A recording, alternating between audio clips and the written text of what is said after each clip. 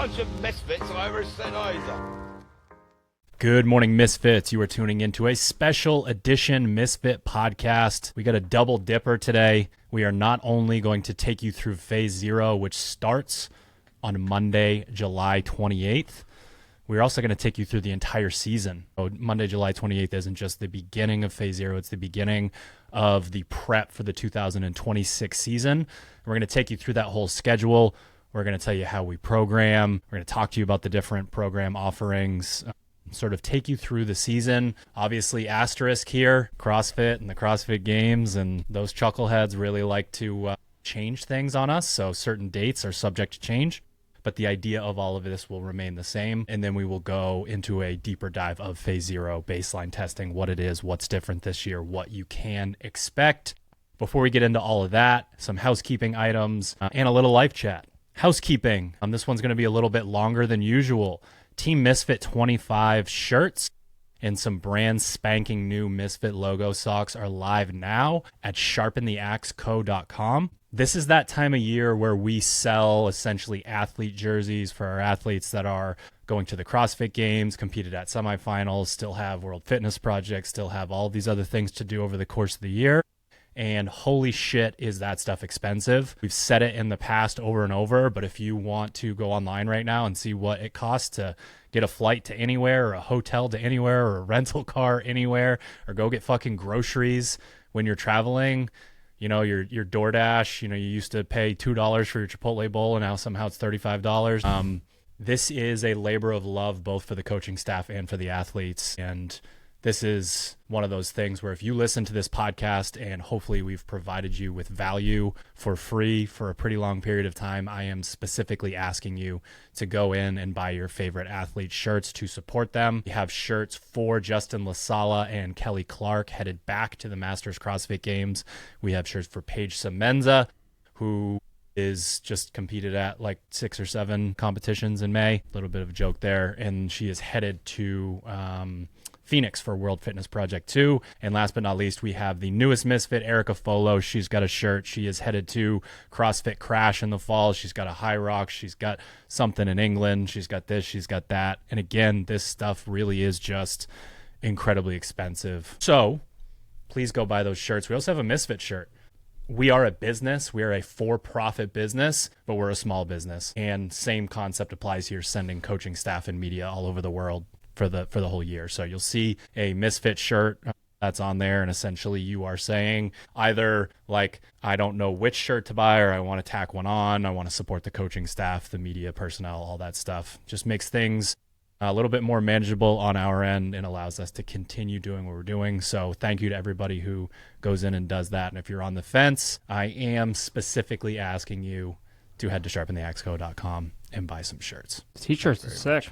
You like him? Sala's trophy on there. Like his little champ there? Little champ. That's pretty sick. Justin's got a little kind of trophy emblem up top with the 24 in it. That's definitely, I'm designing the shirts, and that's just one of those things where you have that moment of pride that a Misfit has won the CrossFit Games. It's pretty fucking cool. So he gets that on there indefinitely. That'll continue to pop up on his stuff, which is pretty fucking cool. That's awesome. I have had a few people ask me. So basically the like where this came from, twofold. One, it's 2025. I've been sort of like 2 years ago it was Michael Jordan. Last year it was Kobe Bryant. This year it is Barry Bonds. Now, that is a controversial figure. But I'm going to tell you guys why a little bit of Barry Bonds energy for these competitors is a good idea. When I was in my teens, and it was the like just after the whole Mark McGwire, Sammy Sosa, like that whole situation,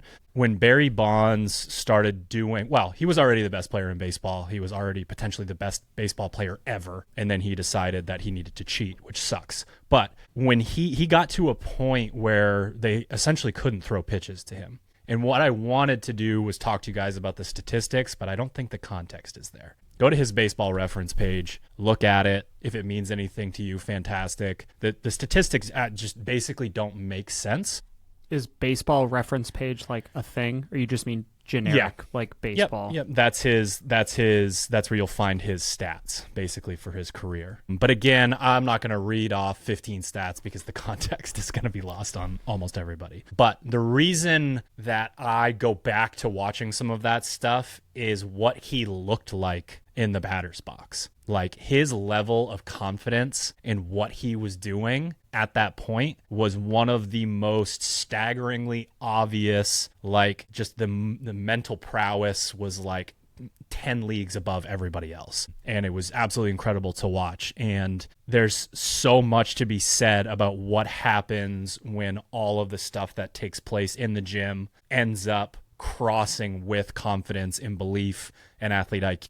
And like really doing something out on the competition floor. So this is an ode to taking what you do in the gym and what you've created in the gym and believing in that and going out there and executing with the idea in mind that if I do my thing, there's nobody that can beat me. And I will say, when I realized that SF is in the middle of Misfit, I was pretty happy about that. Don't sue me, anybody, please. We're a very small company. The idea came from, so Kendrick Lamar has a company called PG Lang, and he takes an LA Dodger hat and puts PG on the sides of LA.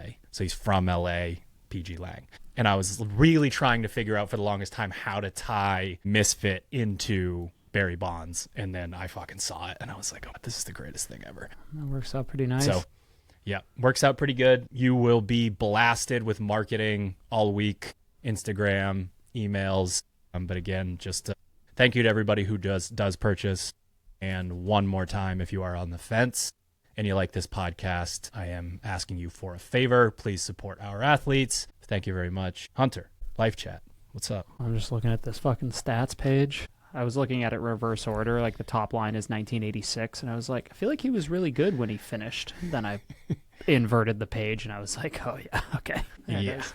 Yeah, Life Chat, golf, mental linear progression going well. They had a good weekend. Had a couple of the ups and downs and just kind of worked on what I talked about. Did you golf on Saturday? Just shrugging off. No, I didn't get out after the competition, so psycho. Played Friday. No, I was fucking smoked. I had 8 ounces of water, which was mostly mixed with coffee. A smoothie. Was not well hydrated after running that thing. No, got out early, but man, I am 12 more PlayStation controllers, dollar values richer. Fuck you, Amazon. All sold, motherfuckers. All gone on eBay. I'm gonna. Here's a good rant. This isn't even what I was gonna talk about. But have you been into a USPS in order to ship something recently? Recently, no. Just because we started using all the online services for SDA so long ago I just go in and print something. And it's the fucking Twilight Zone. It's like going into the Christmas tree shops to go it's just like I had to go in there twice to ship a controller, and like you take something into a UPS store, you can like basically hand them what it is and be like, ship this, and they're like, okay, where's it going? They'll put it in a box, they'll tape it up for you, they type in the like address, and that effectively like they print the label, slap it on the box, and they're like, yep, good to go. Very, very simple, straightforward. I haven't been into a USPS in a while, and I assumed like, hey, I have this like box. It sucked 10 years ago, so I can only imagine. It was horrendous. I have this like, I got a box. I'll like, can I tell you what the address is and then give me shipping options? And he's like, you need to go write the address on the box. Like, so you need to go like use one of the you can't use the USPS like peel. It looks like a name tag basically. Like you write where it's going, where it's coming from, but it says priority mail. The second you start writing on that thing, you are relegated to shipping it via priority mail. So you need to like, okay, do you have a marker, a Sharpie, a pen? It's like, no, I don't. So I have to like go to my car where I have a couple like spare writing utensils, rip off a piece of paper from like just a random like receipt I have in my glove box, write the address down, write where it's coming from. And I'm like, okay, like here's the address. Like, I'm assuming that he's just going to type in the address, print a shipping label, and then put the label on the box. And he's like, you need to affix this to the box. And I'm like, do you have tape? And he's like, no, you have to pay for the tape. I'm like, I'm gonna fucking kill you. Like, you're like this human like solely exists to tell you like what needs to happen in order for USPS to receive the box, but is there in no way to assist in that process. And I'm like, this is the fucking worst place on earth. And that's my rant. Fucking God. So this is a really good segue. I won't say who, but there was a member yesterday who I felt like was Hunter's spirit animal. Oh boy. In the best fucking way. So okay. We're getting ready to do a workout where you have 6 sections of Wait, of yesterday bike sprints. or? Yeah. Oh yeah, yesterday. And basically want to write your score down. Partially because you don't get rollover in the bike sprints. So we're all standing there. Everybody goes to grab a whiteboard and a marker. And this member reaches kind of willy-nilly into like the middle of the pile of the whiteboards and pulls it out. And there was writing on it. And she was so disappointed. It was so, and I was like I've the seen scores that, that were already on there. No, literally just she had to erase Oh. marker, but it was the face. It was the fucking face. I was like, that's Hunter's. I'll tell you who it was after, but that's Hunter's fucking spirit animal right there. And I was just like, that is such a minor inconvenience, but the disdain was like someone had just like assaulted somebody. It was fucking incredible. It was so good. I got like the most entertainment that I needed out of that. And to talk about that, Hunter, I backtracked through my day. Also, basically no water. So that would explain why. How's the HRV? I fucking. How's the body battery? Actually, fine. I think I do. Like, one of the reasons why I was able to get 15 calories in 10 seconds and why my HRV is decent is because I bike like 4 times a week. So, like, I think my body's just so used to that. But that was interesting. I was really shocked. My HRV was very high this morning.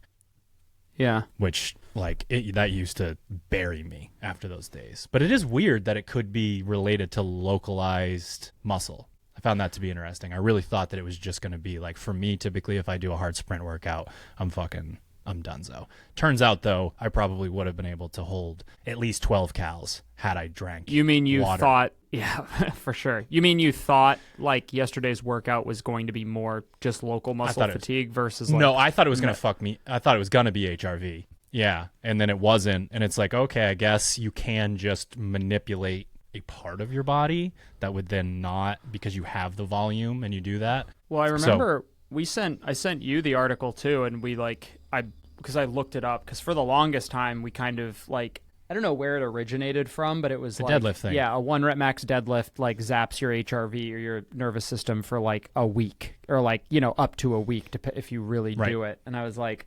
where's the evidence on that? Not like questioning it. It made sense to me, but it was like, and then it was like, it's actually like the opposite. It seems like the most central nervous system fatigue inducing stuff is just like an elevated heart rate for an extended period of time. How obvious is that? Yeah, it's like shit. weird. Yeah, it's like, I mean, I feel like I could make the argument both ways and be like, yeah, that's obvious. Like deadlift, like you recruit like 90% of your muscle tissue, like your spine is under a load. Like there's nothing about that isn't like taxing. Then like, or I go, you know, bike slowly for an hour. It's like, and that's more demanding on your nervous system, heart rate variability. It's kind of weird, but. Yeah, basically if you do like some of the stuff we're going to talk about in this episode, if you do Clio, which is the very first workout of Phase Zero, that is potentially the worst thing for your recovery. Yeah. That, because your heart rate's and then, probably then that, when you think about a workout like that, it's like, yeah, when your heart rate's at like fucking 180, just thumping for that long. Speaking of thumping, this was my actual life chat. Today, Misfit affiliate, 6 rounds, 12 squat snatches, or 6 squat snatches, 12 burpee box jump overs at 155. I think this was a day I did the workout. I was in the target time. I did not achieve the fire breather score, which I think was a little aggressive on my end. This is like the first day in a while where I've think we've programmed the RX workout for like the top 1% of RX affiliate athletes. To be fair, we did say that in the meeting. We did say that. Like, I don't know that we said it in the coach's notes, but do you ever throw a bone to that athlete, and I think Yeah. a couple times a year. Yes. Yeah. Not often, so we can stand on So that. you did it RX though. You did it at 155. Yep. I did it as prescribed. I mean, that's a pretty good nod to it because, like, comparatively, like, there's probably a larger percentage of people who could squat snatch more than you that can't get that score, which is kind of interesting. True. Yeah, I just think, like, I was just like, it was a great workout. Like, I finished it. I was tired. I hit the stimulus. I just think it could have been as effective and encompassed, like, brought in a few more people if it were like 4 snatches. Maybe it's like 5 rounds and 10 burp. I don't know. It was the first. I was like, this is just a little over programmed for an affiliate setting. And maybe I'll have to look at the coach's notes if I actually said, like, hey, this is one of those weird workouts every couple times a year that it's like only like a small handful of people in your gym are going to do this as prescribed, and that's okay. You'll have a class or two where 0 people go RX. Oh, for sure. I had that. Yeah. No, I had Chris in class today. He did it, but a coach. But yeah, it was a great workout. Just one of those days where, like, as a programmer, if I could rewind the clock, it would have been like us arguing over like 1 or 2 reps here and there. But that's right. I mean, it still sucked. And fucking take a How long rest did day. it take? I was 12:47. So I don't know. I think 210 you round literally are average. the devil's advocate to your statement. Yeah. Because you are a affiliate fire breather, but you wouldn't choose squat snatch as like, hell yeah, let's squat snatch. Choose it over power snatch. Yeah, that's true. We do know that. That old quarterfinals workout. I got some bits and bobs that I can tell you guys that if you've never gone on a long bike ride with the wind in the neighborhood of 20 miles an hour near the ocean, either don't, or if you're like a masochist, do. I got on my bike and the first leg is across a bridge, which has got like bay on one side, ocean on the other side.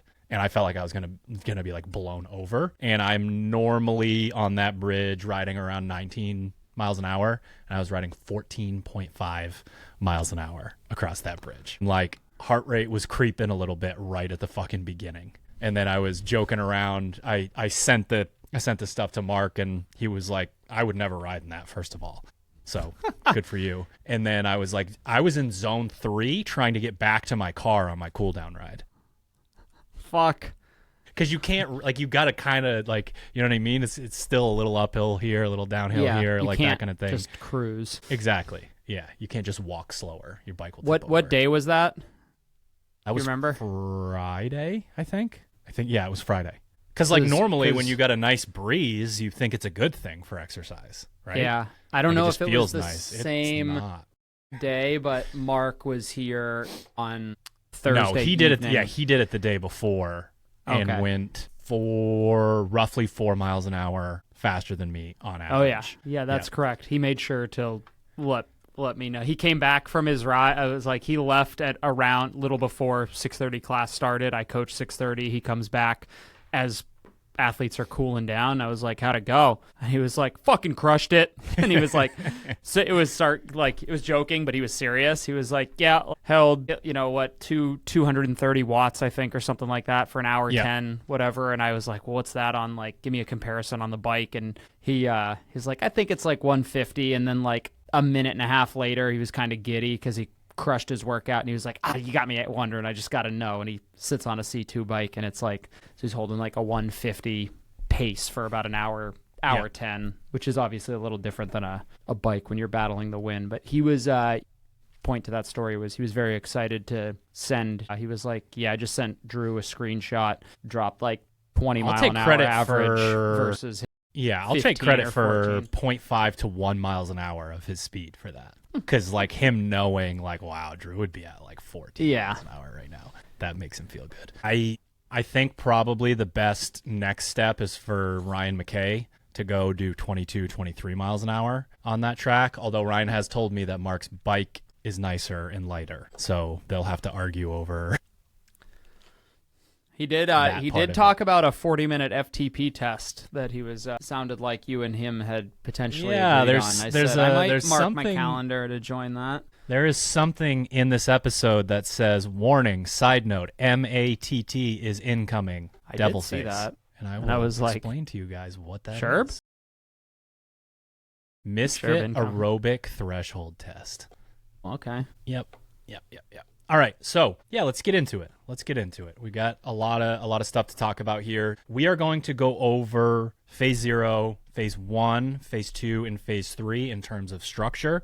Some things to think about, talk to you guys about the way that we program, and then we will get into phase 0 specifically. It's not entirely necessary for us to give you the type of information that we would in a previous phase podcast for phase 0. So it's the perfect time, not only because it's literally the beginning of the off-season program, but also we got a little bit more time in this episode. So season schedule, phase 0 is 5 weeks long, starts Monday, July 28th. I should not bury the lead here. We are going to turn on the 7-day free trial. We don't do free trials anymore. We will turn it on for this. It will be on for Pro. It will be on for the comp bundle, which gets you Hatchet, Masters, and GPP. And we're going to talk about all that stuff here in a second. And then one thing that I will say is a lot of athletes have asked for a free preview of Strivey versus Fitter to decide which one they want to be on. Once the 7-day free trial is live, you could do that. You just have to be smart about canceling the one that you want to cancel. So something to keep in mind. And so phase 0, again, 5 weeks long, starts Monday, July 28th. The last week begins on Monday, August 25th. Phase 0 is 9 weeks long. Nope. Phase 1 is 9 weeks long. It starts on Monday, September 9th. Then phase 2 is another 9-weeker. It starts on Monday, November 3rd. And then phase 3 for Pro and Open Prep for the Hatchet and Masters is 9 weeks long, asterisk, begins on Monday, January 5th. If you guys remember from last year, they moved the open up a little bit. So basically we went from open prep into open maintenance. And that's essentially how we do that. So once we have more information, if we are going to make any changes to this for you guys, we will. But we not only have all of the complaints and issues that people had with the 2025 CrossFit Games season, we also have the impending sale of CrossFit. So we will probably find out February 9th that the open is February 10th. But we will Unknown and unknowable. Unknown and unknowable, especially for us in planning things. So we basically go a 5-week baseline testing in phase 0, and then we have 3 9-week phases moving through there. Program offerings. So when you go into Strivey or Fitter, you are going to see the options are Pro, Comp, or GP. Pro is very specifically for semifinals and CrossFit Games athletes. Now, if you ask yourself, am I a semifinals athlete? ? The answer is no. And I'll explain that a little bit better. You would know. So that's Pro. That's pretty straightforward. Pro has dedicated sessions. So you got session 1, session 2, and we'll explain some of the differences that you'll see throughout the season with Pro and with Hatchet. There's actually some nuance in terms of your own personal strengths and weaknesses. If you're on the fence, that would tell you to go Pro or to go to Hatchet. So some stuff that we'll get into. The comp bundle has Hatchet, which is for open athletes and semifinals hopefuls. So if you're on the fence, if you're not sure if you're going to qualify for semifinals, be it the online, be it the in-person, if that's the group that you're in, Hatchet makes the most sense for you. We have sent a Hatchet athlete to in-person semifinals every year for the last 3 years, just to give you guys a little bit of insight into basically it's not always sort of more is better, better is better, and then again the nuances between the programs can be a little bit helpful. Masters is also in the comp bundle. Who should do that? Masters athletes. The Hatchet program, one of the benefits of the bundle is your, say, 35-year-old Masters athlete up to maybe 40, early 40s, that kind of thing. A lot of times Hatchet will make more sense for you, just in terms of who you compare your scores to, that sort of thing. So that's a choice that you can make, and you get the opportunity. One of the reasons why we put these programs together, when you buy one, you get the other, basically, is you get to look at those things and see which sort of makes the most sense for you. We don't need to go into the GPP program, but that is part of the comp bundle and then is also available on its own for $29 a month. The GPP program is fitter, healthier, stronger, year-round, We don't follow phases and things of that nature. And maybe we'll do we've done a full episode on it, so you can go back and listen to that. If you scroll through, we will check in with another episode, probably kind of once a year, twice a year, that sort of thing. But that does not follow the season structure at all. Does that include phase 0? Yes. Yep. No phase 0, no baseline testing for them. One cool thing that we did is the founders is what I'm referring to them as. So basically the people that helped us out with the test group and that have stuck around helped pick some of the first GPP benchmarks, and the workouts are named, of course, in the way that I would name them, after the people. Like, sweet. Instead of pistol grip pump, crystal grip pump was one of the short benchmarks, 30 20 10 dumbbell snatch pull up. So it's got a little kind of franny kind of feel to it, low barrier to entry, grip and rip sort of workout. We got more of those coming. So if you notice that for some reason I asked you what your favorite workouts were, and then it sort of looks like your name, it's being named after you. All right, so how do we make changes season to season? It's interesting because we do get more data, we do get more information, we get better at programming. All of the programmers are also remote coaches. We sort of have that place to test certain things out with people that end up making their way onto the program. But I like to think about it like from the top level, kind of 30,000 foot view, as a test retest model for coaches. So like we are testing a hypothesis a lot of times when we are programming. We have our tried and true methods that have worked. You know, you guys just got done or just finishing the Texas method.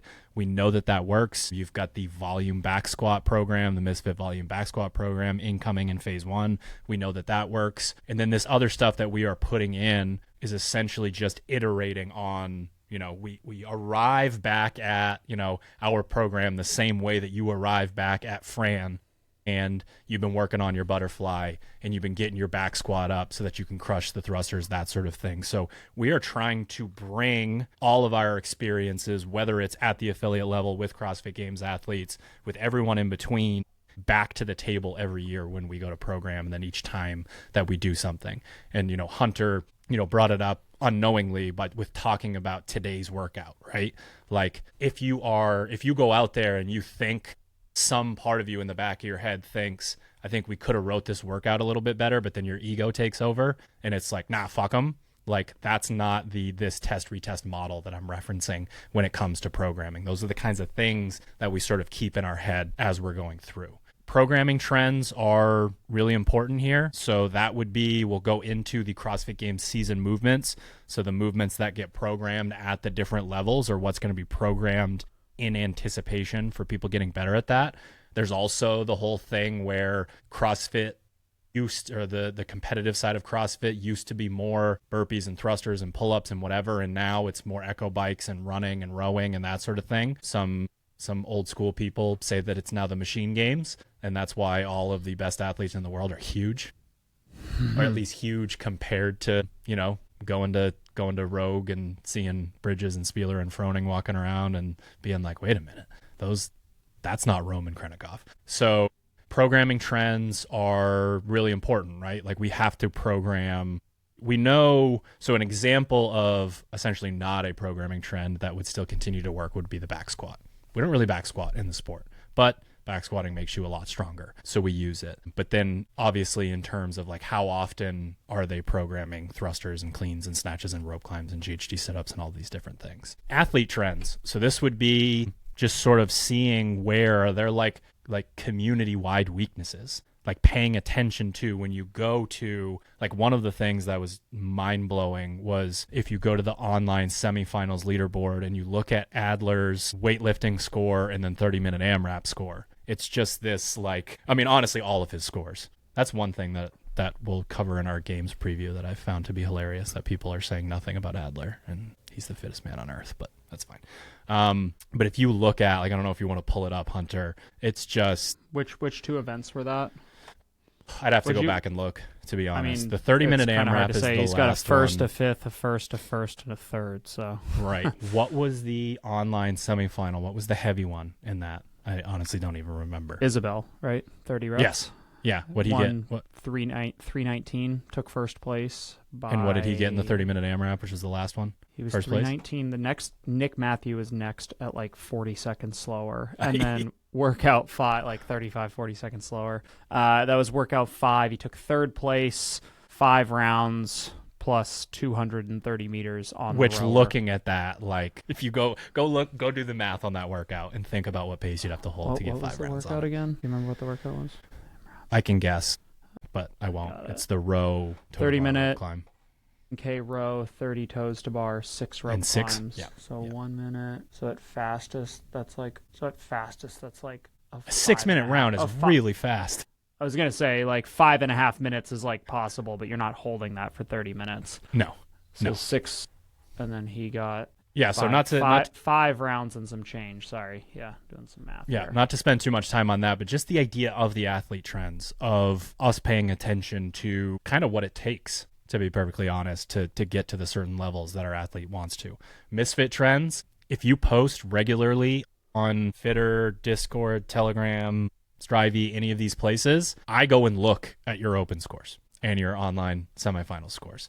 I go and look at those. I go and look and see, there's always going to be, athlete A is more skilled, athlete B, he's got the engine for days, athlete C is stronger. We're always going to have those disparities across the workouts. But like, is there literally a misfit trend of, wow, we're across the board not great at volume deadlifting or handstand walking or GHD sit-ups or, burpee box jump, whatever it is. That's something that I pay really close attention to. I brought it up before, the remote coaching testing ground. There are just things and progressions that you can insert, different ways to attack zone 2 versus zone 1. What's their heart rate? How do we work on, certain progressions there? That's something where I will typically go through that more than once with, Paige and McKenna and the athletes that I work with. And then just be like, okay, this is kind of a new thing that had maybe results that outweighed what I thought they were going to be. That sort of thing. Yeah. Has to be better. I take that very seriously. The programming has to be better. So again, a lot of this, you are testing a hypothesis by putting, this is the program that I think is going to be best. And then athletes come out the other side. When I lay out, like my whiteboards right now are all the entire season 2026 for Pro and Hatchet. And I will look at 2025 and just think about like what could have been better here. How could we improve on this sort of progression? I make notes throughout the year when I'm programming of like, wow, this was really pretty in a spreadsheet when I didn't have to insert 8,000 pieces into it. Because that not only makes the program easier for me to do, but we were going to kind of run into less interference. And then the last thing that I have here is a line through copy and paste. I think things need to be different, honestly, for the sake of being different in a lot of places. I don't want athletes to feel like they're repeating the same shit over and over because, one, like constantly varied, like that's something that variance is like really huge for us. And that doesn't apply just to a specific, workout day, week, month, year. It applies kind of across the board. And man, I know for a fact that there are certain things that athletes, like we talk about the test retest method in relation to affiliate programming, like Groundhog's Day in a CrossFit gym is not something that people want. And if you're not going to be able to sort of wrap your mind around that, then it's hard to get people to like really push and stick with the program throughout the years. Yeah, I don't have a whole lot to add to that, honestly. Let's get into the structure. All right, so phase program structure. So I keep track of the CrossFit Games season movements every single year. So what that means is I'll have a list of basically all of the movements that they do in the open. That'll kind of be our baseline. There was a while there where it was like, okay, how do we reconcile the open versus quarterfinals, that sort of thing? And we've kind of gone back to, luckily they're very similar, but we've gone back to just sort of looking at the open as our baseline for Hatchet specifically. And then we'll mix in those movements with semifinals, quarterfinals, old data related to that for the pro athletes. So I am very quickly going to read to you every movement that has come up twice in the open since 2019, twice or more. Double unders, thrusters, rowing, bar facing burpees, chest to bar pull-ups, bar muscle ups, toes to bar, wall walk, snatch, deadlift, wall ball, dumbbell snatch, muscle up, strict handstand push-up, handstand walk, power clean, pull-ups. So we have a list of 18 movements, a lot of which can be categorized, kind of shrunk down a little bit and brought together. And 4 of those movements sort of get pulled out of what we call murderer's row, not because we're not going to program them, but because they go into a separate category. So double unders, rowing, bar facing burpees, and wall balls will be biased all fucking year long, but they will be in our bitch work, basically, that sort of thing. So we go here and we basically create, again, murderer's row is going to be the movements that they program the most. And then if I'm on the fence about it being one of the 12 movements that's going to get biased, I ask myself, do I walk out into the affiliate? Do I go to competitions? Do I see people getting stuck on this movement? Like, is this something, again, community-wide trend where it's like people could be better at this? We could get people better at it. And you get brownie points if, like, there's stimulus attached to the movement, right?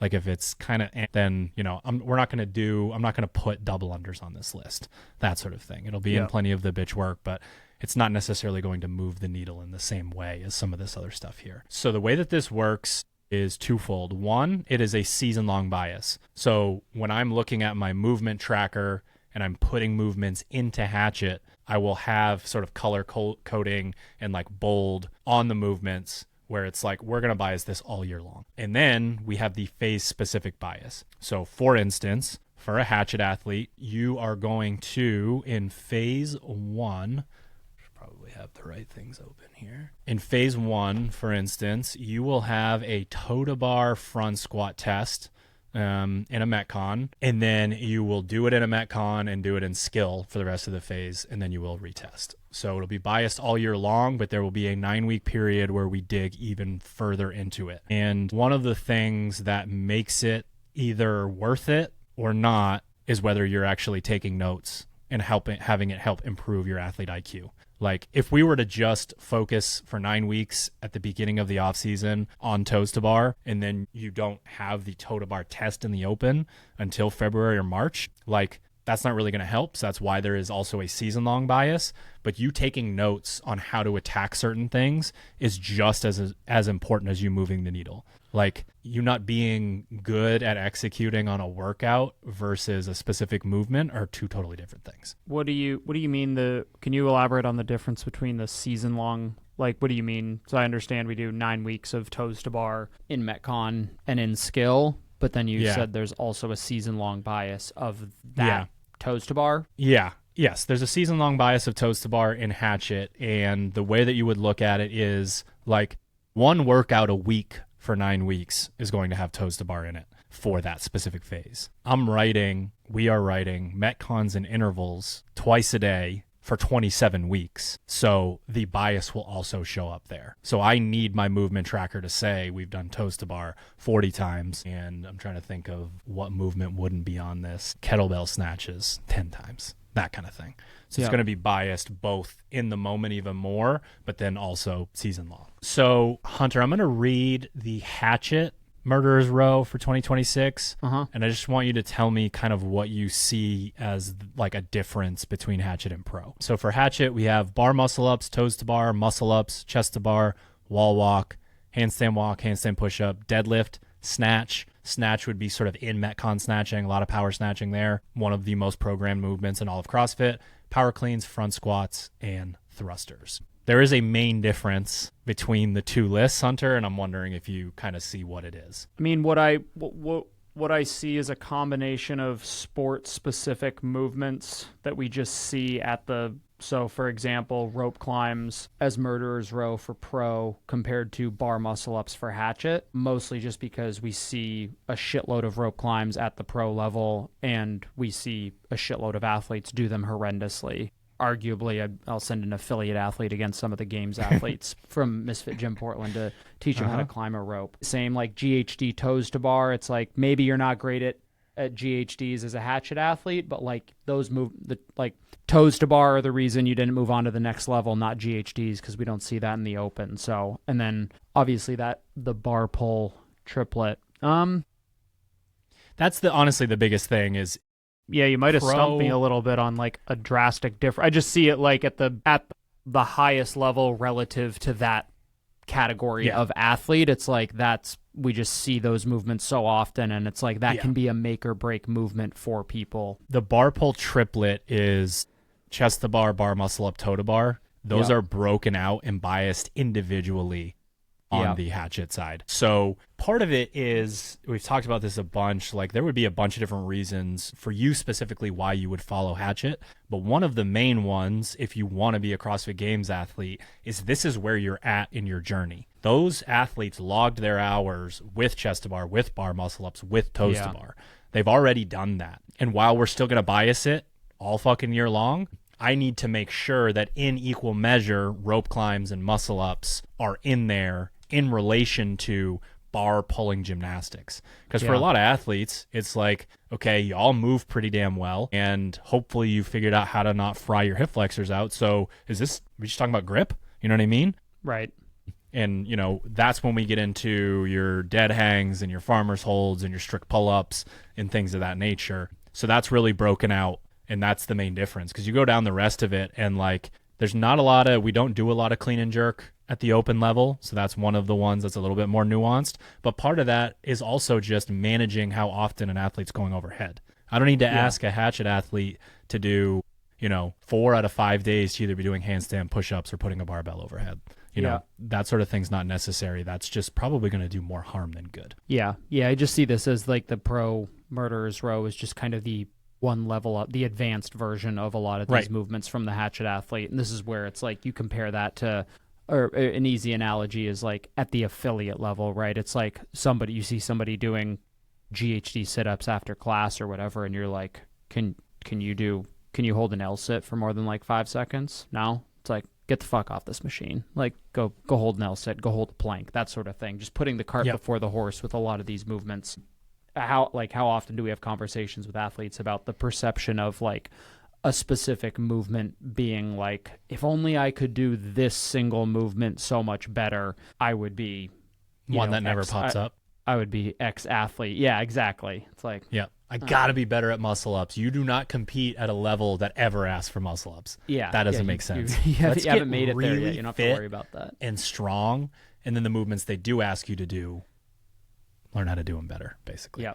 All right. So again, basically just putting out there, I'll read the pro. It's 7 out of 12, I believe, are the same as hatchet. And that shows you, again, it's just important to me that people realize that they keep asking for the same stuff over and over and over. The same. And if we lock in on those things, along with the other stuff that we're going to talk about here, that's when we can move the needle. But if you just always see everything from such a macro view, like I got to get better at all these things, it's going to be, I think, more daunting. But if you lock in on, if you go with that list and you write them all down in a notebook, and you like, okay, like one of the things that I do with my new remote clients is like highlight green, yellow, and red on all of these movements for Murderer's Row, because that's going to help me change the order of your kind of season schedule a little bit. Is there a reason there's no monostructural in here, or like say like I might put, hey, burpee box jump over for the hatchet athlete, right? Like that's one sort of thing. Yeah, so I'll explain that now. Rowing. I can skip over the lift here. So the machines, what's cool about it is I can put a machine into one of those tests immediately like that, right? Like it's not that the test only has to be toe to bar front squat. It can be toe to bar front squat ski. It can be whatever, we're trying to hit a specific stimulus. We can do that. But then we're biasing the monostructural conditioning in a very specific way. And we'll go to hatchet first. So you will see in hatchet, anaerobic bias in phase 2 is CrossFit. That means that you will be doing rowing, double unders, burpees, burpee box jump overs, wall balls, those types of movements as a bias. And then the aerobic bias for open prep, Spiders on Mars will be back, not only in phase 0, but also in open prep. And you'll just be doing same thing.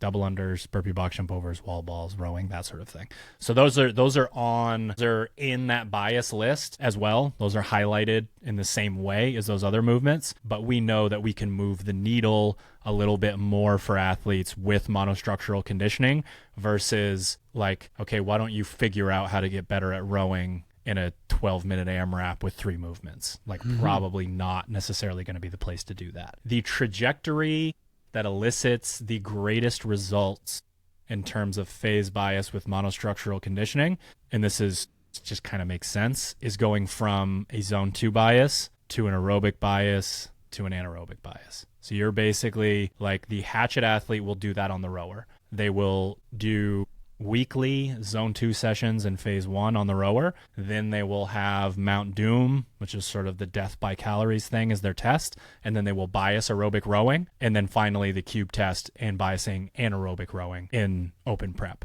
And that trajectory, just again, like in a remote coaching setting, I'm going to identify the movement that pops up the most, that creates the Venn diagram crossover with your weakness, basically. And the beautiful thing about the rower is it's a whole body situation. It makes you significantly fitter. You're not just getting better at rowing, like maybe the C2 bike or the skier could be considered a little bit more specialized. The issue with the Echo bike is the resistance, not necessarily the kind of thing that we can manipulate. So basically that stuff kind of moves around. Our number 1 priority is going to be the rower for monostructural conditioning, and then our number 2 priority is going to be that CrossFit type stuff. So that's the bias that you'll see in Hatchet throughout the whole year. And I'm not going to read through all of these. If anything sticks out, Hunter, feel free to say it. On the pro side, that like a number 1 thing is running. So you go from zone 2 running to aerobic running to anaerobic. If you are competing at these semifinals and CrossFit Games level and you don't put a lot of fucking eggs in that basket, that's a problem. And then the other 2 kind of standout biases that follow a similar type of trajectory for a pro would be rowing and echo bike.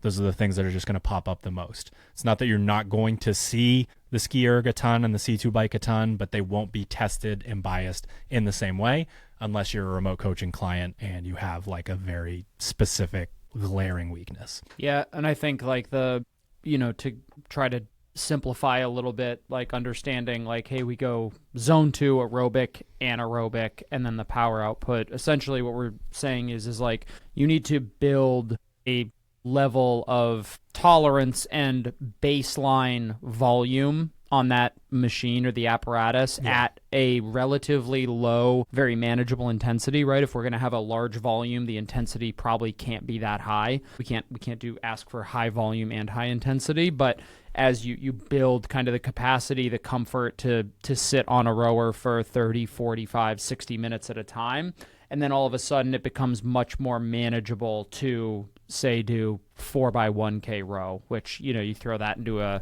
the opposite end of the spectrum, like into an affiliate class. It's like, Jesus fuck, like that's going to kill some people, so. Yeah. But if you've spent 45, 60 minutes just sitting on a rower, like methodically moving through the motion, not literally going through the motions, but like moving through the motions, just to have that tolerance level, you also have some context. And like what's really nice is like you kind of are building from the ground up kind of your gears, right? It's like I know, okay, if I know I can hold, my zone 2 pace is 210 on a rower for 45 minutes. Well, like I have context that is like, that's my floor. That should be my floor pace for pretty much any aerobic work that we do. And then we do add aerobic work. And it's like, well, it turns out I can hold, 150 for my 5x1K repeats. And when we start to fill in the gears matrix a little bit, the anaerobic and the super high power output stuff, that's almost on a different end of the spectrum. And for the most part in the sport,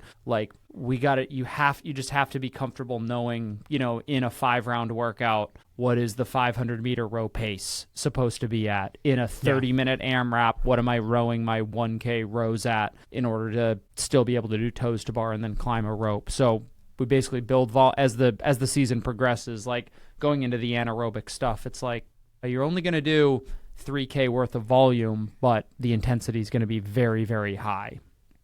You just gave me an article idea, just like when I'm getting on a rower, the idea of base, like actually building a base, building a tolerance, and building an athlete IQ. Yeah. Like, are you going into it getting those, knowing that all of those are there? Because the tolerance piece is huge. That's one of the things that happens when someone comes over from another program. They're like, hey, what?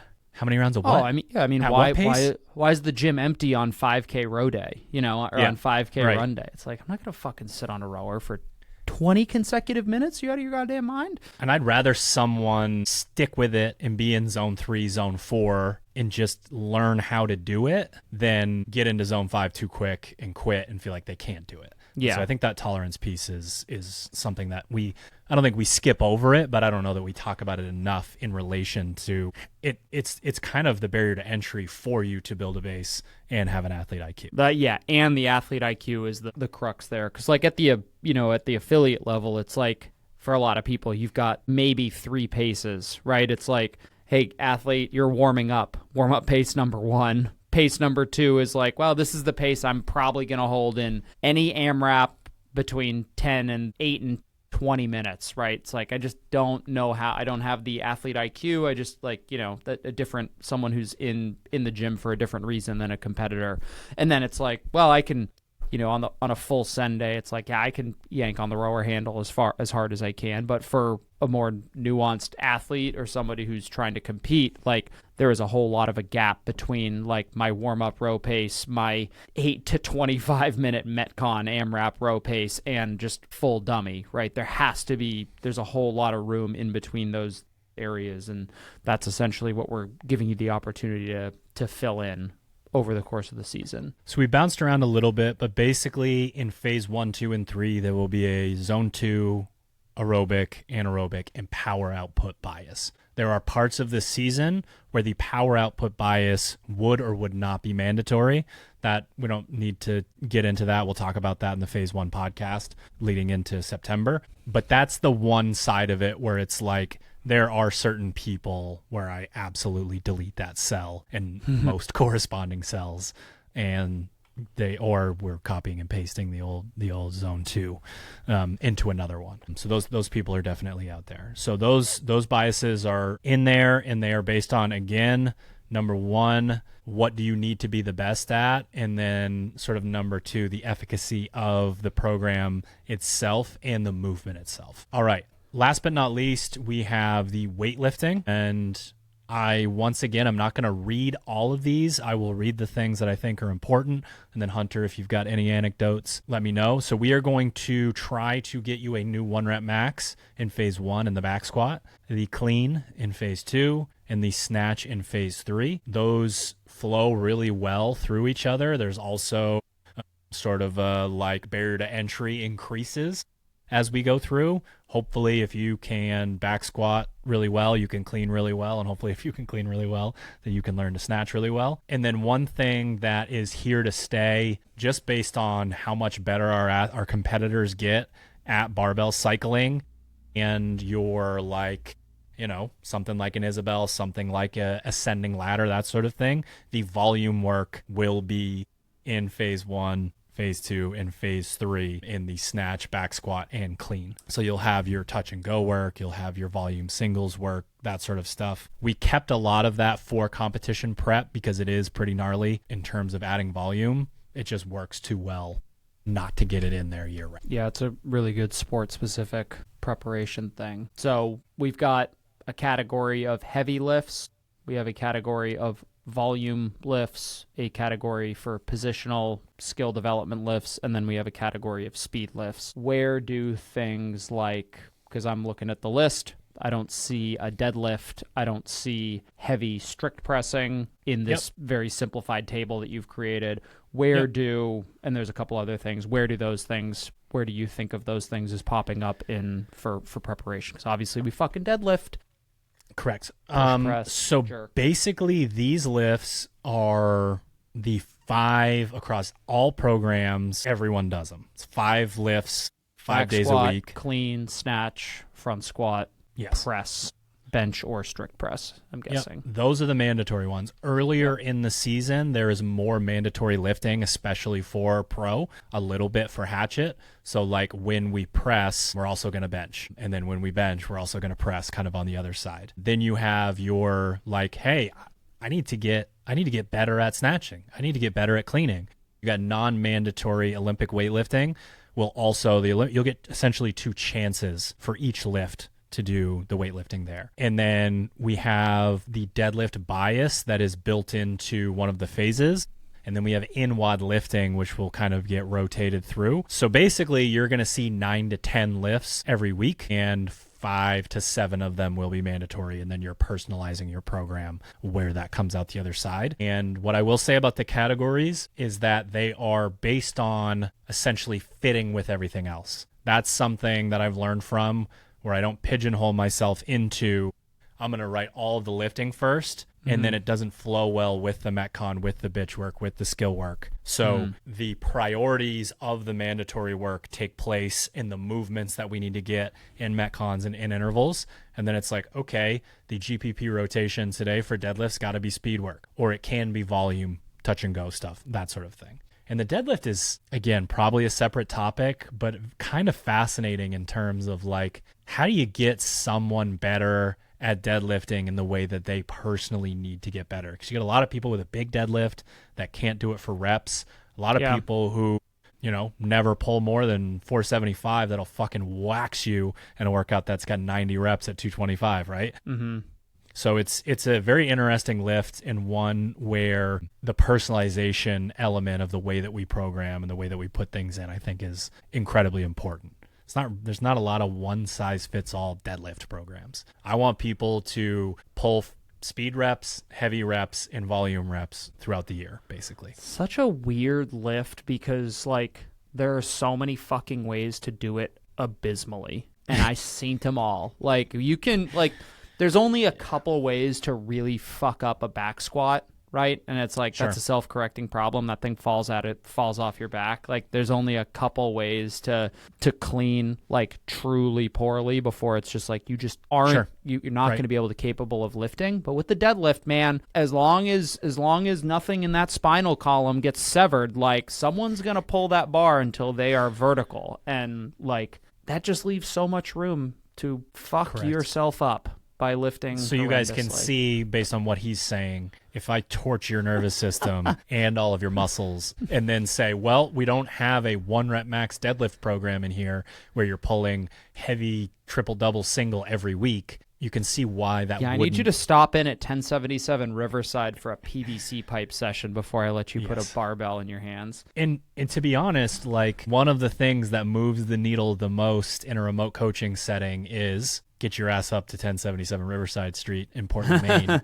Let's spend 2-3 days together, and you'll find these people who just never got that level of coaching, and they're monsters, right? Like they're pulling, you could teach them how to deadlift, and then they'd pull a fucking 30-pound, 40-pound, 50-pound PR. Because every time they go to lift, they lose their scaps, and then the bar wants to drop out of their hand. It's not even the midline thing. I find at the high level, like actually just squeezing the shit out of the bar and realizing that component is kind of important when you got fucking 500 pounds in your hands. Yeah. Is like I have an athlete really learn how to lock in from the floor, and they're just like, wow, deadlifts are easy. And it's like, wow, you've been doing them in fucking hard mode for 5 years. All right. So that is our phase program structure for the year. Dates subject to change. Murderer's Row not subject to change. The Misfit aerobic threshold test not subject to change. We'll get into that here in a minute.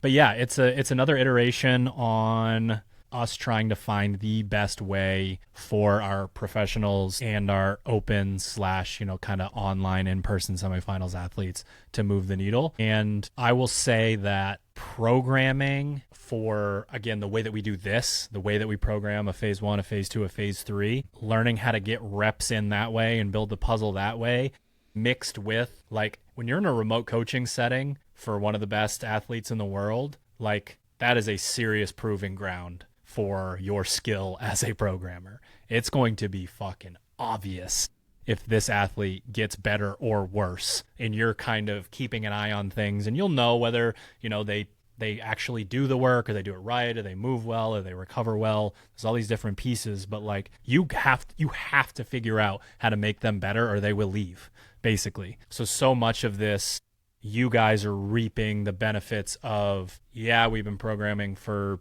high level athletes for 15 years, but there's also that pressure being put on there every single year, which I think is a blessing in disguise. Like it might be stressful, but it's like kind of gets you pumped up to figure out how to do that.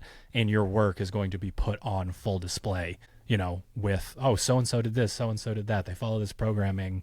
kind of check. Yeah. I don't know. I'll ask the question. I was like, what would my answer be? So we just talked about lifting, basically like the flow of monostructural and lifting.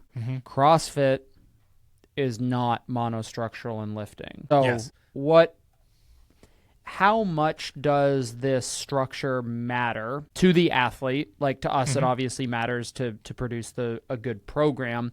How much does this matter to the athlete from a day-to-day, maybe day-to-day is too micro, but like a month-to-month sort of perspective when it's like ultimate, like you need to be good at the 2159s if you want to move from the open to semifinals to the CrossFit Games. So, and I understand, I'll leave that and take that. So I've got two answers. I don't know how I'd answer that. I did lead with that murderer's row thing first intentionally to say these are your sports-specific Metcon and interval tests and then Metcons and interval biases throughout the whole thing. So that's really important. And then what is fun for me is the narrative of why that would be necessary 18 weeks before the season even starts is the same reason why it's necessary for an athlete to listen to this podcast. And that's the idea of a narrative and a buy-in that carries you through, phase one. For the most part, it's like, wow, this is finally starting. This is fun. I'm so fucking sore. I'm like, all of my limbs are going to fall off. Phase two is fucking no man's land. You're still there. It's 9 more weeks. You have another 9 weeks coming after that. You just did this other thing. We need to tell the athlete, this is what we're locking in on. Like, we're going to get you better we're going to do this test and we're going to get you better. And while we need the athlete IQ to develop alongside for this to get you better open scores, I think it helps get the work done. Like, it really helps, again, create that narrative, create that idea, just like something like naming an affiliate phase the Wolf and letting them know on that run day, on that back squat day, I need you to show up for all those, and I need you to think a little bit different, and I need you to, wake up at a certain time and, get your, oh my God, I can't believe I'm saying this on a podcast about affiliates. Get your carbs in, drink some water, like that sort of deal. Everyone just died. Everyone died. A1C's through the roof. Yep. So that to me is really important. And I know that it's important to the athletes because that's some of the feedback that we got when we got to a point where we were like, can we do our 15th phase 1 podcast and talk about this shit again? And maybe we changed the format of it or we skipped one or whatever. And athletes were like, yo, that's like a lifeline for us.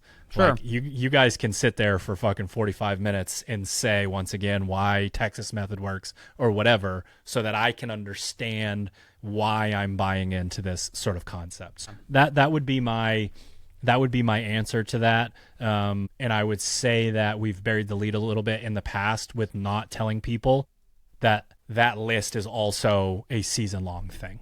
It's not just every Tuesday for 7 weeks you're going to do toes to bar and front squats, right? Like, that's not, because of course that in a micro view would be like, so basically, are we going to see that are you guys going to guess one of the workouts? So I'm going to have context. It's like, no, this would be context for 27 weeks all the way across the whole thing. Phase 0. Phase 0. All right. So congratulations. If you are new to Misfit Athletics and you are listening at 1 hour, 11 minutes and 34 seconds. Phase 0 is 5 weeks of baseline testing that we do every single year leading into phase 1.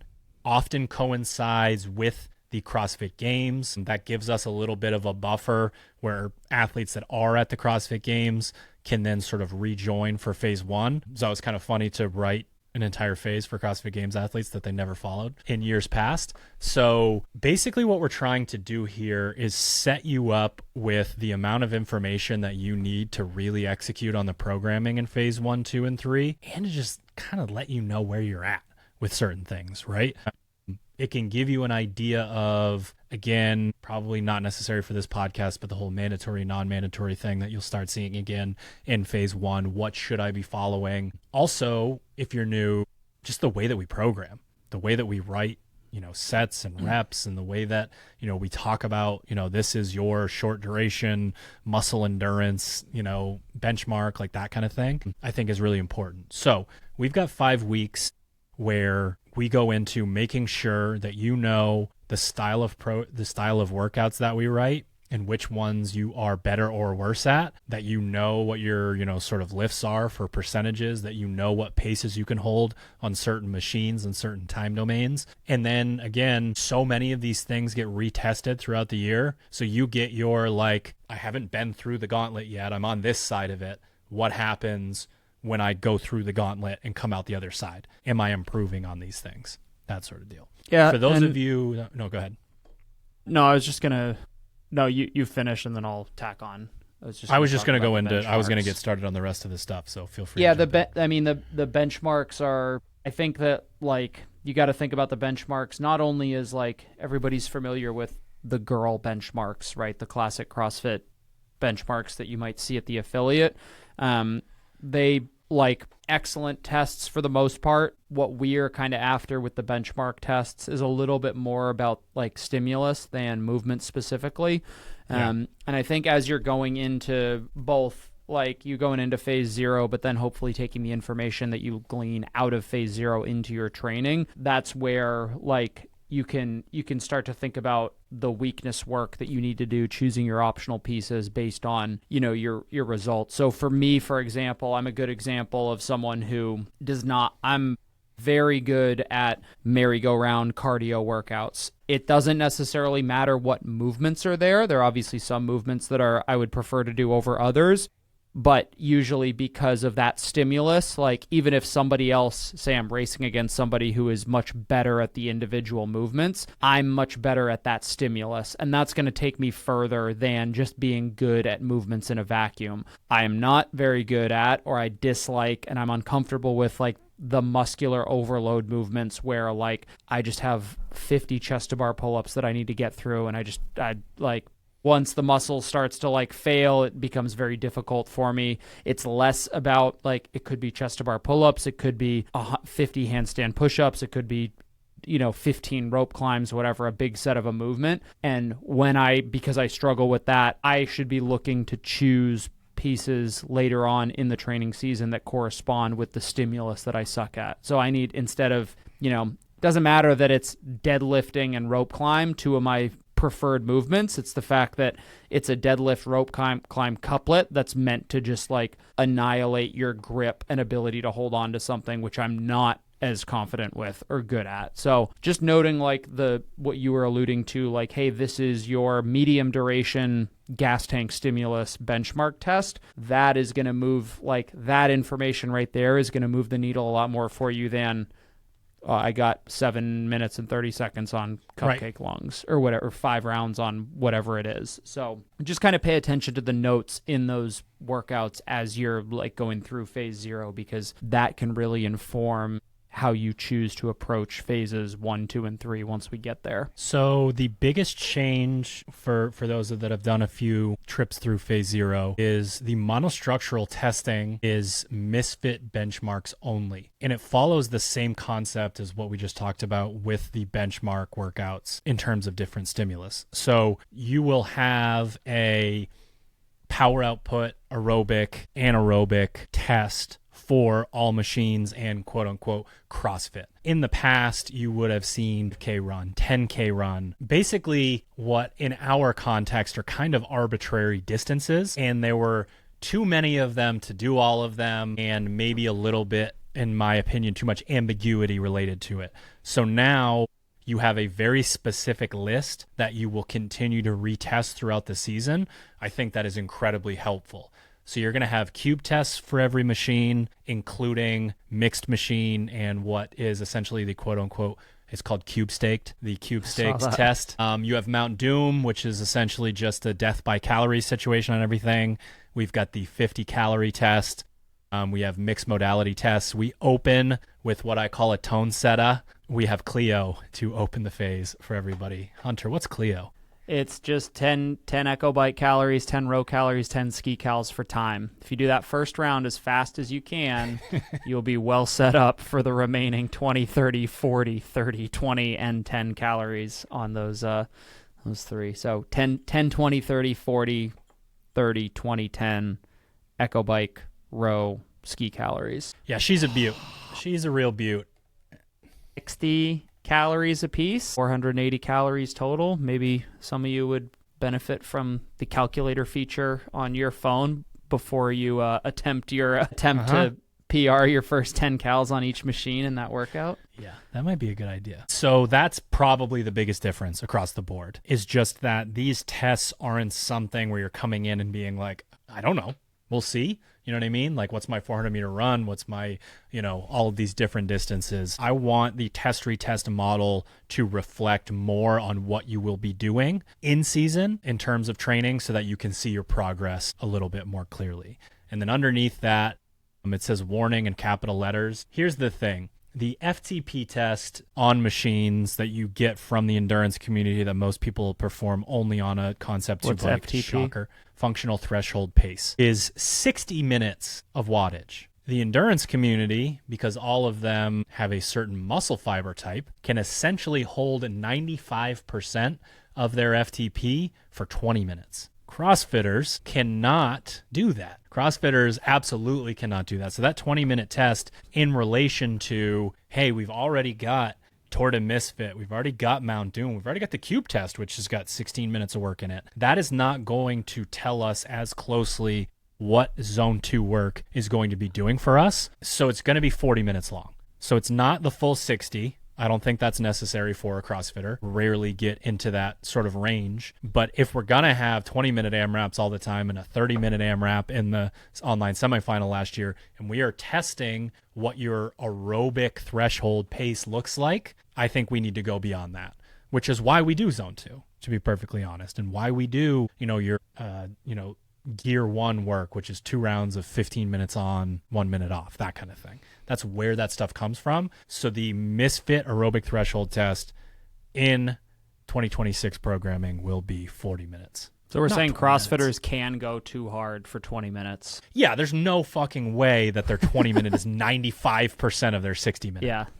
No. I don't fucking think so. That's the person that can do that is the person that runs fucking marathons that can't jump on a 20-inch box. It's a different animal. That is true.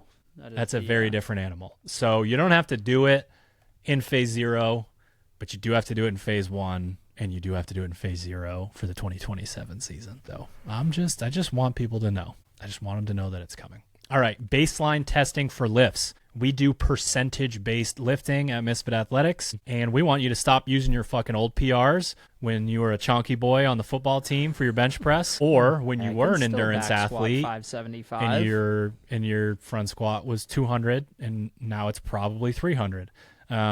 Neither situation is good.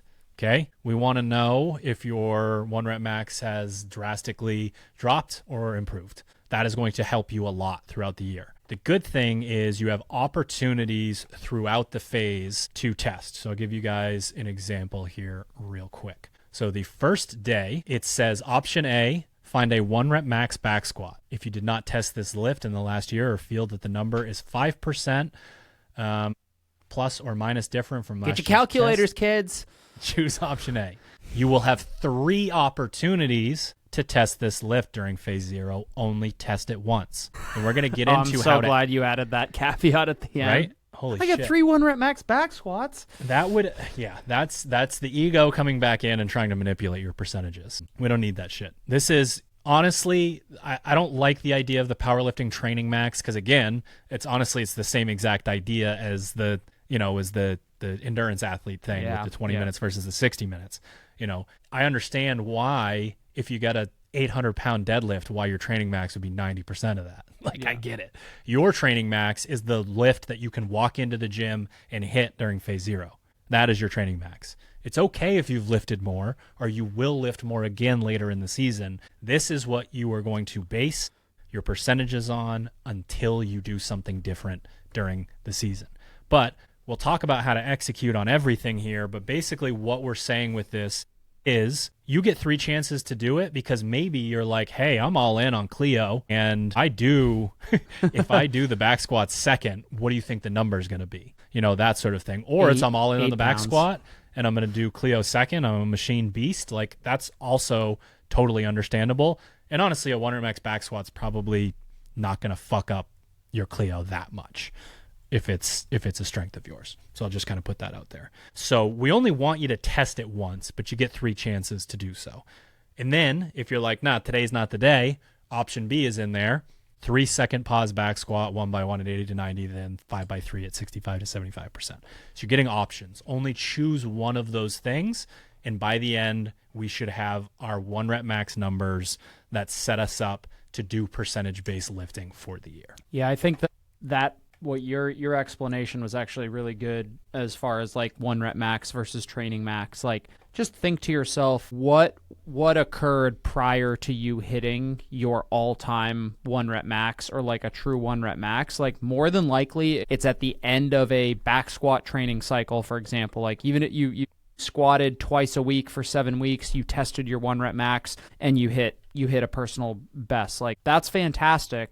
But like the other 45 weeks of the year, you're not in a back squat peaking phase. It needs to be the lift. Like it's the everyday lift. I can walk in, I can get warm, I can, I throw the fucking tunes on, but I didn't necessarily prepare for the lift. It's what can I do on any given day? That is the 1 rep max. And honestly, like that puts your percentages at a spot where like more than likely, even if they're like 5% lighter than they theoretically could be, your ability to move like that, it's that 70 to 85 kind of percent range that like 95% of people get the adaptation from the best. When you start to creep well past that or well below that, then maybe we're not optimizing, but like, man, that 70 to 80% range is kind of the sweet spot for strength development, assuming we're at the, at the right volume. Yeah. And this is going to be different for different people for sure. But like for me, who's a good comparison?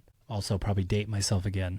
I was the Eli Manning of CrossFit weightlifting.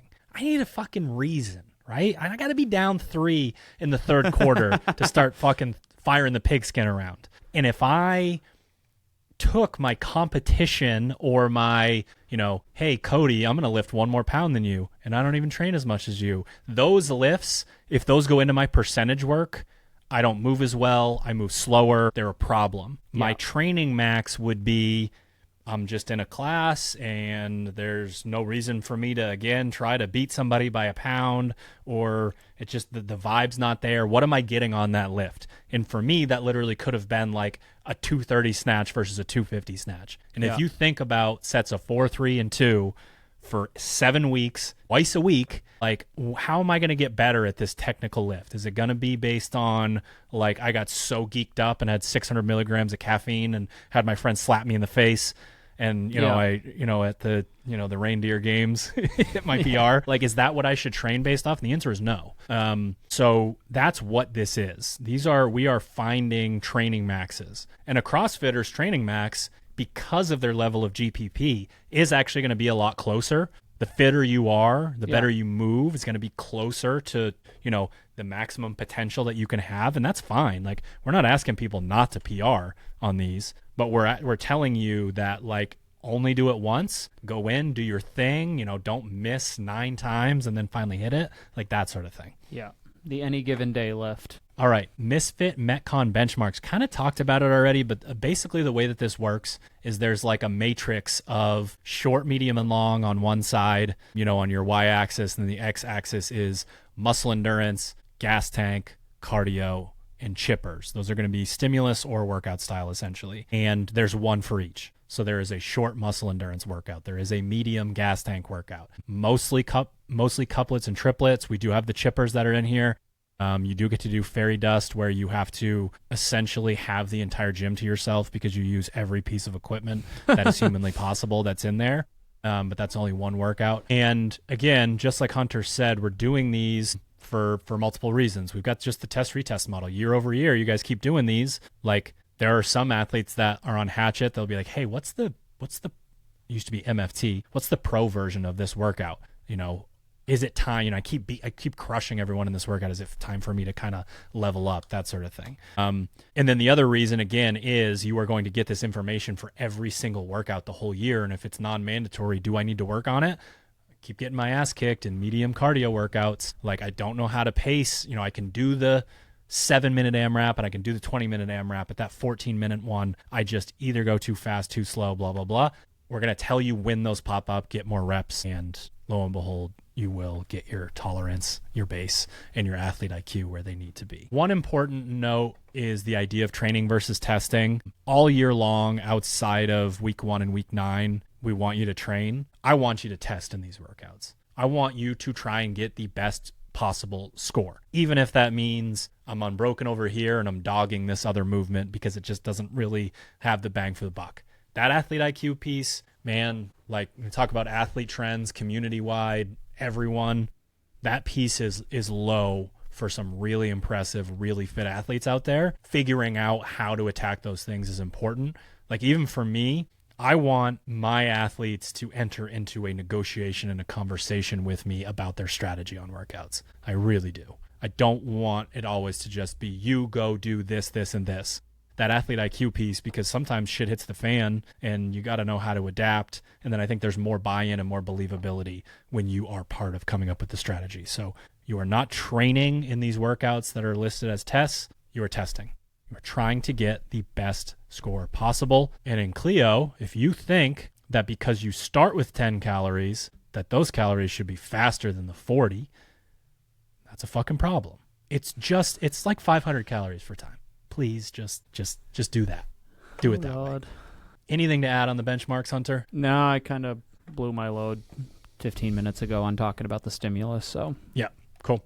Honestly, we kind of did the same thing with the bitch work benchmarks. Essentially, as stated above, this is kind of the biggest change here.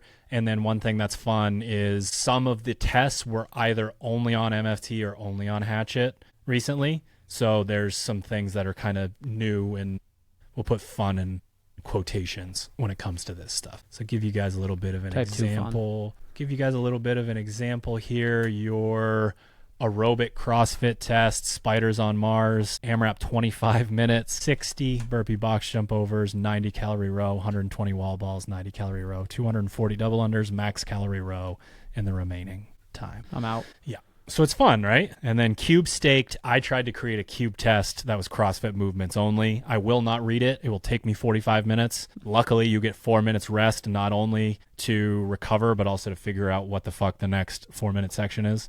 It's not that complicated individually, but it's one of those ones where every round it rotates down. Yeah. So, yeah. You need a whiteboard. You need a whiteboard. You need a couple of whiteboards. And heaven forbid if there's already writing on it and you have to use the back of your hand I quit. to erase it. Nope. Hunter's out. I'm out.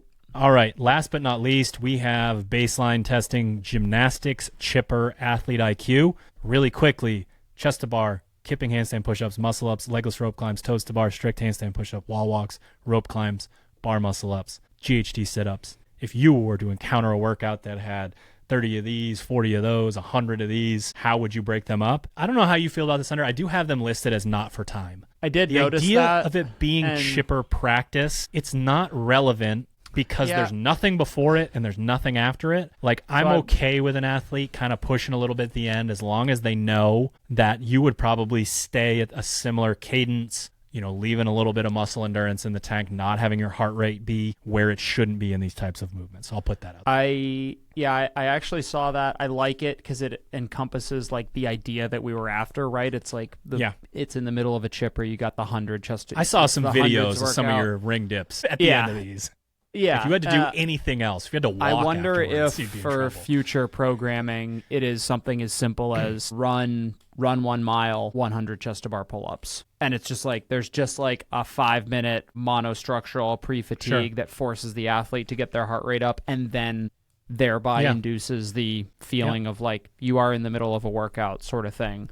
How do you get these done? But yeah, I think that is the intent when I I was like, we should do like gymnastics chipper testing, but it's like if I'm completely fresh and I bang out 50 of the 100 chest to bar pull-ups in the 100 and you end at 0. Yeah, that misses the mark. So no, I think that the note in there is like that hits what we were kind of after. All right. We are at 1 hour and 34 minutes. I will be quick with this last part, but it's incredibly important. So it's smart that I left it for the very end of the podcast. That is, how do you execute on phase 0? And this goes for pro and hatchet. You need to prioritize the testing over everything else. And I want you to look at the whole week to make those decisions. So basically, you will log in to wherever you get your programming, and you will see that whole option A, option B thing, and then one benchmark. And then it will say, choose 0 to 2 of these things. It's a zone 2 session, just a regular old workout. Is that chipper practice? We are suggesting that people only do the chipper practice if they need a little bit of extra volume or if it's a weakness. So like if you're already crushed and it's a strength of yours, you don't have to do it. It is non-mandatory, right? There's 10 movements that are in there. They essentially get repeated a bunch. 2 of them do each week, and then we rotate through. You do not need to do all of those, especially if they're a strength. Please prioritize the tests, right? So like I feel good after I did a lift in this benchmark, maybe because it's short or maybe because it was wheelhouse. The next thing that you do should be, how do I feel today? Can I put the effort into it just like we always do? But will this negatively affect my score the following day or 2 days later? Please pay close attention to that, right? It's only 5 weeks. The name of the game is how well can you do? You got these online qualifiers people have to do all the time. The name of the game is, can you show up and throw down in a single workout where you are bringing your strength, your skill, your fitness, and your athlete IQ to it? It is overlooked way too much. There's too much fucking volume. It's 5 weeks long. Please prioritize the tests. There's going to be days where you feel good and you're going into a rest day, you're coming off a rest day, that you add those extra pieces. That's what they're there for. We want to stay fit during this period of time, but you will be fit if you murder one benchmark per day for 5 weeks. I guarantee that. Yeah, you said it. Intensity is the key for the 5 weeks here. You'll get your volume in phases 1, 2, and 3. Any final thoughts? We have been speaking for 1 hour and 40 minutes. You've been. I'm less tired than you are, I think. No, I think we covered pretty much everything. Yeah, this is one of those situations where every once in a while I get the meme sent to me that it's like listening to an introvert talk about things that they're interested in. It's just someone like yelling at the side of someone's head. That's me in these podcasts. Yeah. Make sure you get into Telegram, right? That's where we're directing people now. Yeah, and like because all of these Misfit benchmarks are proprietary to Misfit Athletics, right? We don't have Fran as a benchmark, for example. So get into Telegram so that you can share your scores, and it kind of like that's where you're going to be able to compare yourself to other people as well. Like obviously we want to see your progress, your personal progress from last year to this year, but especially if you're somebody who trains alone, they're the guy doing the open gym stuff or whatever, like you don't have a longer term comparison. Like keeping up with like the pace of the community as a whole, right? From kind of year over year. We want to keep an eye on that as well. Ultimately, it's more about your individual progress, but if you find yourself laying eggs compared to the other Misfit followers, then maybe we're thinking about like, am I doing the right program? Am I actually putting forth the intensity that I have to give on a day, or am I just kind of going through the motions? So get into Telegram, share your results and scores. Also, obviously, where you can talk to us and ask questions and whatnot to maximize phase 0. Phase 0 begins Monday, July 28th. The 7-day free trial will be turned on essentially now until August 3rd, and then not turned on again for a while. So again, if you want to test out the programming, see what it's like, if you want to see if if you're on one of Strivey versus Fitter, if you want to see if you like one better than the other, this is your opportunity to do so. Sharpentheaxeco.com for your Team Misfit 2025 jerseys and the brand new socks. Thank you again for supporting our athletes. TeamMisfit.com for your affiliate programming needs. Click on the sign up now button. You get 2-week free trials on StreamFit, Sugar WOD, or Push Press. See you next week. Later.